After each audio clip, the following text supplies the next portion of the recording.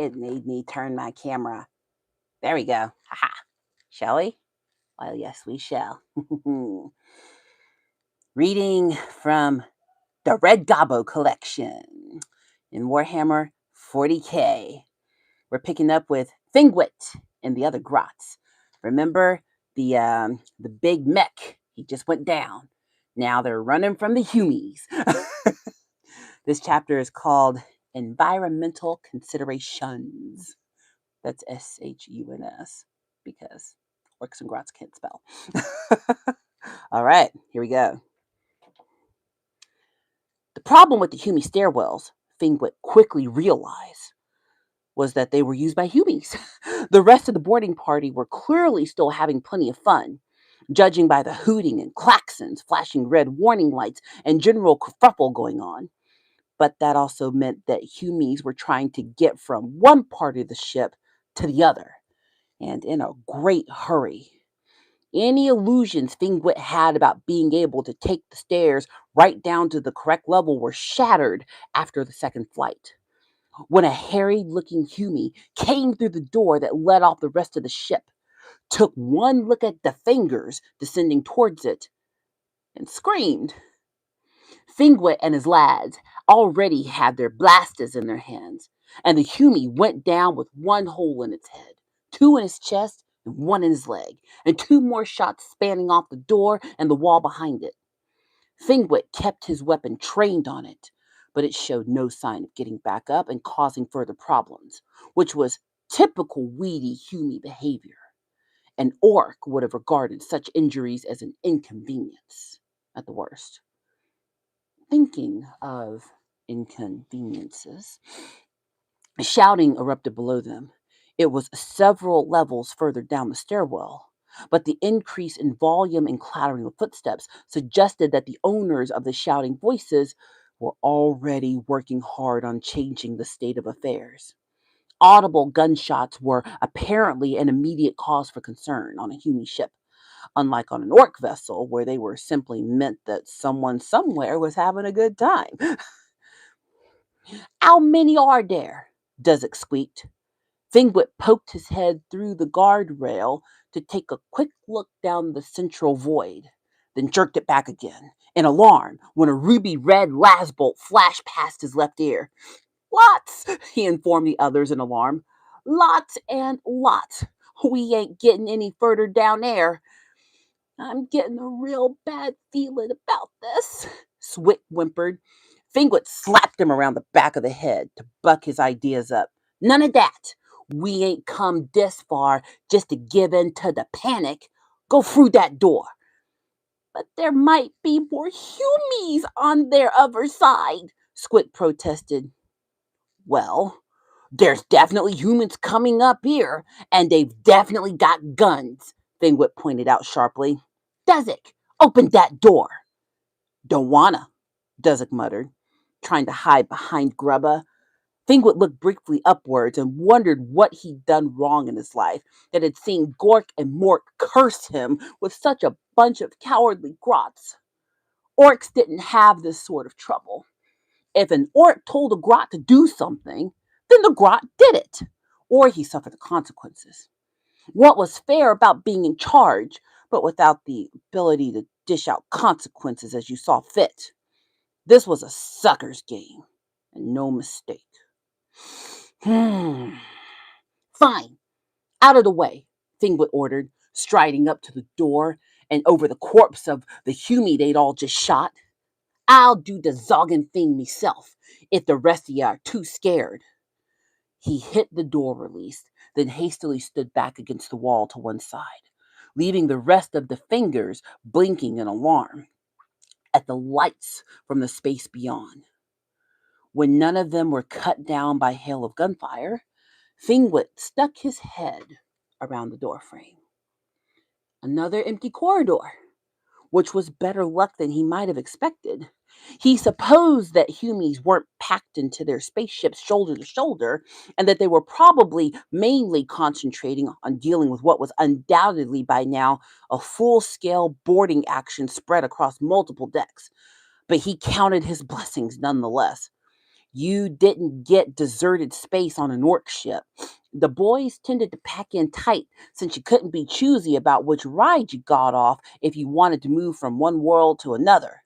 Besides, even if there was any space that didn't have orcs in it, it would have got grots in it, precisely because there were no orcs in there. Well, this was certainly better bet than a stairwell filled with angry humies.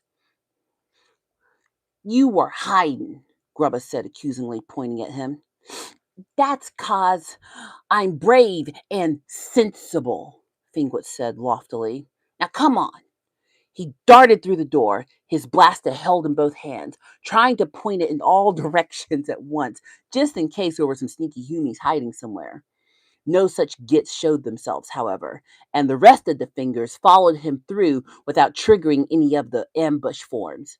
Fingwit slapped the door button to close it again, then put a shot into its control panel as well, just to make sure. Which way now, then? Braddock demanded. Fingwit decided that he didn't like the other Grot's tone and rounded on him. Which way now, boss? He corrected. Braddock wrinkled his brow dubiously. Don't know about that. Don't know about you being boss. Who d'ye think you are? The Red Gabbo or summit? You ain't Claus, that's for sure.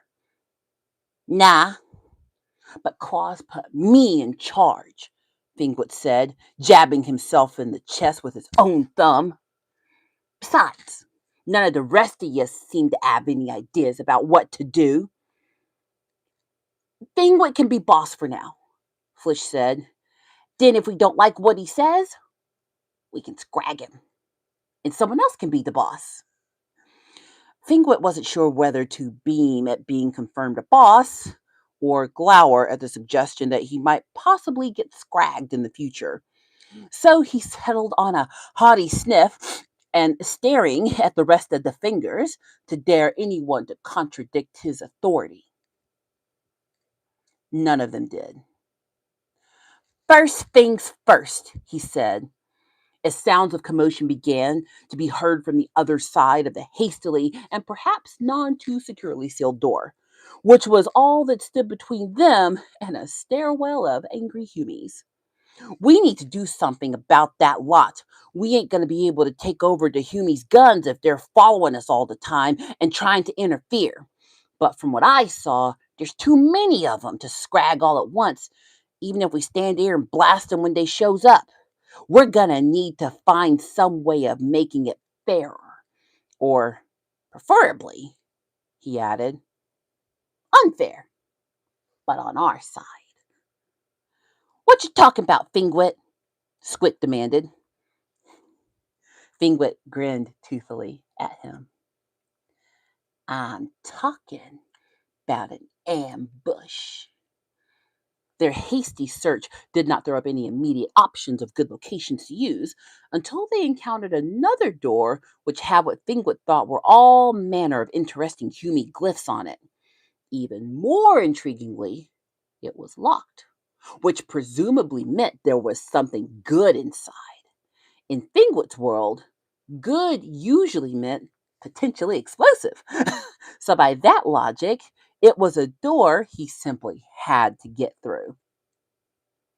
Want me to try and wire it? Raddick asked, pulling out his shank in preparation for the levering off of the panel that set over the controls. Nah, we ain't got the time, Fingwit said. He raised his blaster and shot the controls. The door slid obediently open. Ah, come this one open when you did that, but the other's locked, Grubba asked, perplexed. Mork knows what we want, Fingwit beamed. Also, this time I shot the open bit, so stop complaining. Now, don't look a gift squig in the mouth and get in there. He led the way into the dark interior, holding his breath in excited trepidation as light began to flicker on in response to the detected movement. He was rewarded with the sight of racks and racks of stuff. Why would anyone look a gift squig in the mouth? Grubba was whispering behind him. That's where they keep their teeth. If you look in there, then you're gonna be missing your face. Oh, this'll do nicely, Fingwood said happily. This wasn't just stuff. This was stuff. And all sorts of stuff at that. They'd obviously found some sort of Humy store where they kept all the different things they needed for whenever they needed to do Humy things, whatever those were. It didn't matter. Fingwit had spent enough time around mechs to have deployed a good instinct for how best to improvise what he needed from whatever was lying around. And there was a lot lying around here. Shut that door, he ordered, an instruction to Flish, obeying using the intact control panel on the gun's interior. Now, listen up, because I've got a cunning plan. And we're going to pause there and I'll do the other half on a live later this week. I just felt like doing something fun. Let me pause it. I need to mark my place. Just wanted to pull in a few random viewers. If you're new to my channel, hey there, it's me, the Ebony Talking, the well-rounded nerd. I just do whatever nerdy thing makes me happy. And tonight it was reading from some REDD GABBO. And I think Thursday or Friday night, I'll read the other half of this chapter in the REDD GABBO. Usually on Wednesdays, I put up something Warhammer related, and there's all other kinds of stuff nerdy on my channel. But I just felt like having a little fun tonight. I just finished writing a paper for my master's program, and my brain was hurting. And what's more fun than Grots and Orcs? Short video. Thank you for all. I saw a lot of folks popping in and out. This was a fun video for me. I hope you enjoyed it. But until next time, please like, comment, and subscribe. And I see you in the next video.